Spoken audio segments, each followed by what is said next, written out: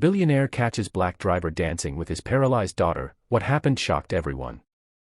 The Devereux estate was the kind of mansion people only saw in glossy magazines. Marble columns, fountains, chandeliers, it screamed untouchable wealth. But inside its towering gates lived two very different worlds. On one side was Victor Devereux, a billionaire tech mogul. Ruthless in business, sharp in speech, and deeply protective of his only daughter, Amelia.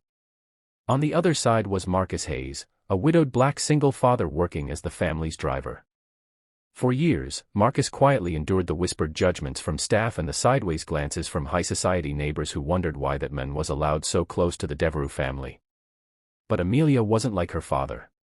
2 years ago, a car accident left the once vibrant, ballet-loving young woman paralyzed from the waist down. She hadn't danced since.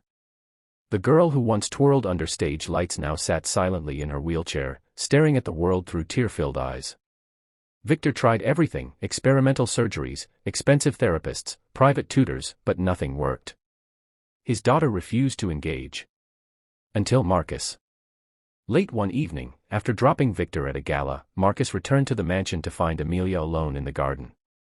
She was humming softly, a forgotten melody from her ballet recitals. "Miss Amelia," Marcus said gently, "mind if I join you?" She wiped her eyes. "What could you possibly know about ballet?" Marcus chuckled. "Maybe not much about ballet, but I know a thing or two about rhythm." To her surprise, he put on music from his phone. A slow, soulful tune. Instead of standing, Marcus knelt to her level. He moved his hands in the air, guiding hers, teaching her to feel the music with her arms, her heartbeat, her breath. It wasn't dancing with legs, but it was movement. For the first time in years, Amelia smiled. What they didn't know was that Victor had returned home early one night. He stopped at the doorway, watching in stunned silence as Marcus spun Amelia's wheelchair gently, guiding her hands in graceful arcs. Victor's jaw tightened. To him, it looked like mockery. "Marcus," he roared. The music stopped. Amelia's smile vanished. Victor stormed forward. "How dare you? Taking advantage of my daughter like this? Do you think her disability is some sort of game?" Amelia shouted, "No, father. You don't understand, he's helping me live again." But Victor wouldn't listen. He fired Marcus on the spot. Days passed. Amelia grew silent again, refusing therapy, refusing food. She locked herself in her room and replayed the memory of that night, the only time she'd felt free since the accident. Finally, she wheeled into the dining room where her father sat with business partners. In front of everyone, she slammed her fists on the table. "You can buy the world, father. But you can't buy what Marcus gave me back. He gave me hope, something you lost the day you saw me as broken." The room went silent. Victor's partners exchanged nervous glances. Amelia left the table in tears.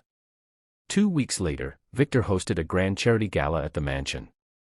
Politicians, investors, and celebrities filled the ballroom. The air smelled of perfume and power. But then came the twist.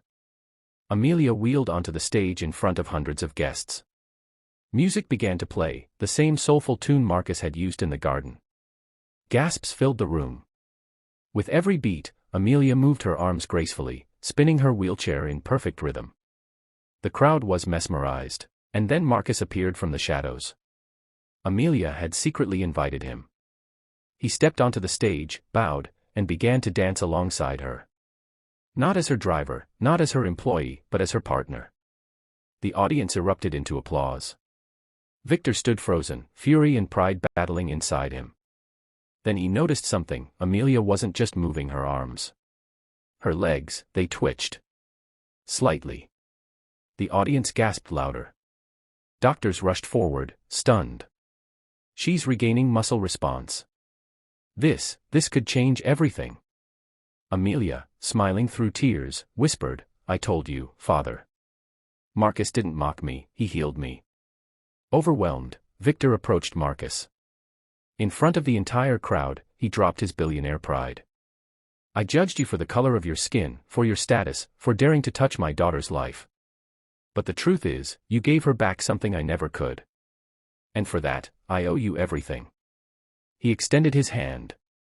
Marcus hesitated, then shook it. From that night, Marcus was no longer the black driver. He became a family friend, Amelia's official dance coach, and later, Victor's trusted advisor in charitable projects, especially those helping children with disabilities. Months later, Amelia performed in a wheelchair dance competition, this time with Marcus as her partner. Their routine made headlines worldwide. And Victor, sitting in the front row with tears in his eyes, finally understood. Wealth wasn't measured in dollars. It was measured in the lives you touched. And thanks to a driver's rhythm, his daughter was whole again.